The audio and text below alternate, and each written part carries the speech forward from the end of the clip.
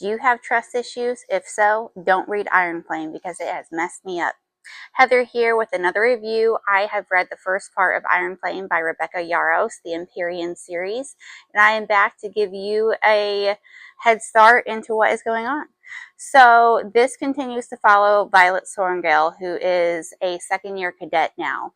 She and Xaden are on and off as a couple, but not really, and they have been going through the experience of traveling back and forth with his new station, so that they can see each other every week, and so that Taryn and Scale can see each other as dragon mates. They can't be away from each other very long, otherwise, they get really upset, and I guess it physically harms them as soulmates.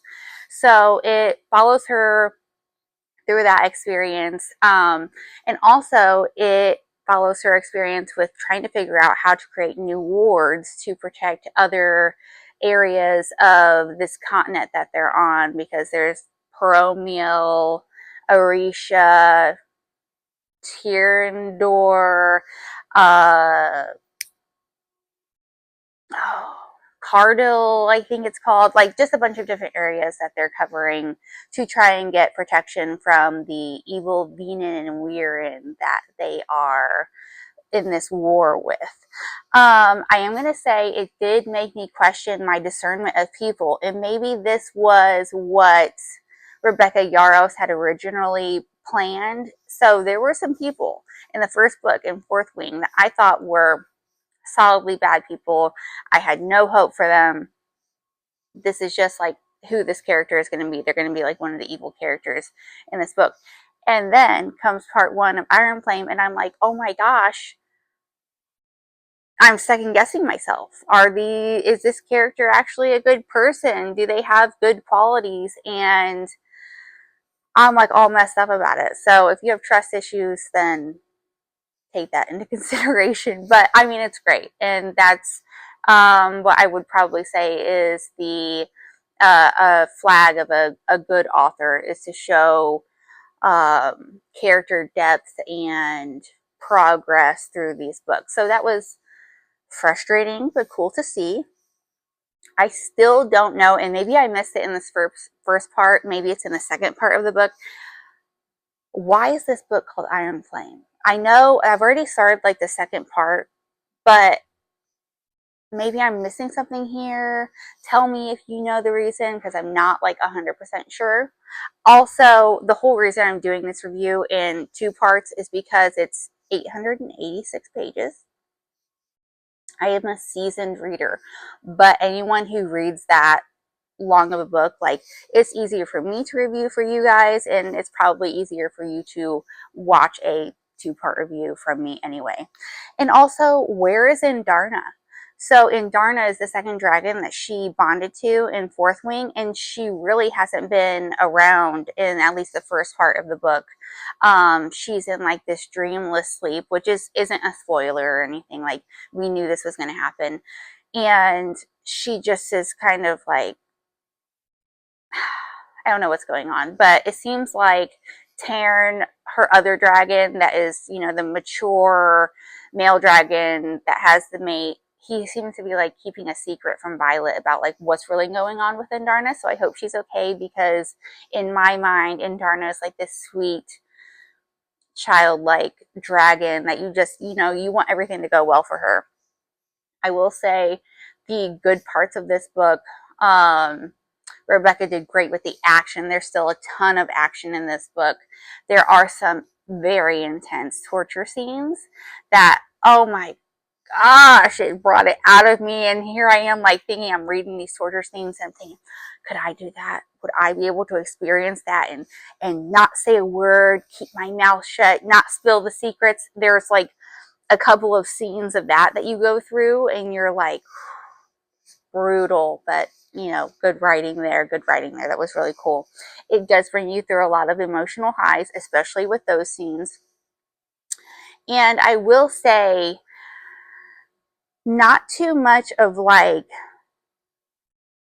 the romance feelings so much in this first part, because I think they've like already established that they're in this relationship together.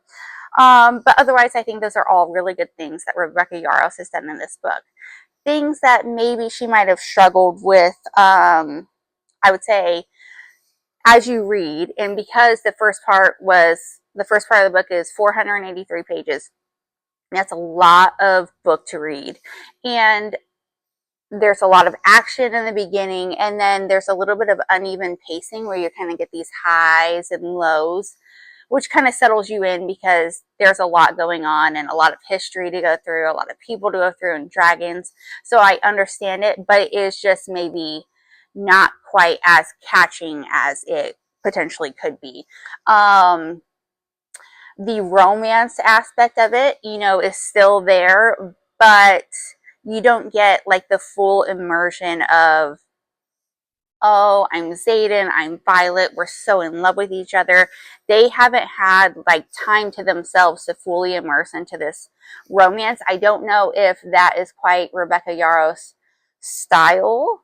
We'll find out obviously in more books, because I think she has like 2 more books even after Onyx Storm that's coming out, that maybe there will be like more of like the coupley romance part of it. But I'm not complaining about it because I think the story is so good that it can make do without as much romance. Also, there's a part, and maybe you know the answer to this, I'm sure I could Google it and figure it out myself, but there's this thing called a luminary, and maybe I missed this part. Maybe I'm like, what's going on? But there's a luminary, and supposedly they think that Violet is a luminary. I don't know. It's a lot of information, so maybe I didn't quite get it. Also, and this is a good part because it keeps you thinking about different characters in the book and what their expectations are and what they're going to think of certain things when they come to light. But like Mira, the sister who doesn't know that her brother is alive, and the mom who doesn't know that her son is alive, and Violet keeping the secret, that's huge. And I know they are like mailing letters back and forth, and leadership looks through the letters, so they don't want to like mail that information. But it's some questions to think of, and I'm not saying that in any kind of negative terminology. I'm just saying it keeps you thinking, and what's going on.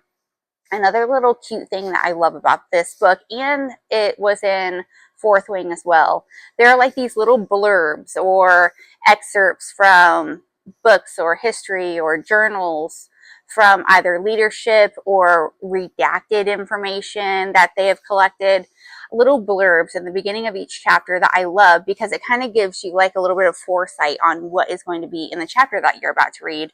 And it's just like some cool information that I think was really creative of Rebecca Yarros. And so I really enjoyed reading those, and I still enjoy it because I have already started part 2 of the book, which I am really enjoying. And I think that one of the main reasons why this second book has, aside from the fact that Fourth Wing, hit it out of the park, did really well, another reason why I think Iron Flame has knocked it out of the park is because it really pulls you in. And sometimes I feel like I'm in the story, and I like to feel that way. I don't like to feel like outside of it. And she really brings you in and makes you feel like you're a cadet, you're a dragon rider. And I think that's what everyone who reads these books, they kind of want to escape into that, and that fantasy, that romantasy, like anybody else does.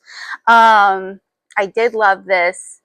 I would give it a 5 out of 5 stars. Not too much theme as far as the romance aspect goes for it, but still a lovely romantasy, and I can't wait to see what part 2 brings. So I will be working on finishing that part of the book, and I will get back with you for another review. So thanks for watching, and if you haven't already, please like and subscribe.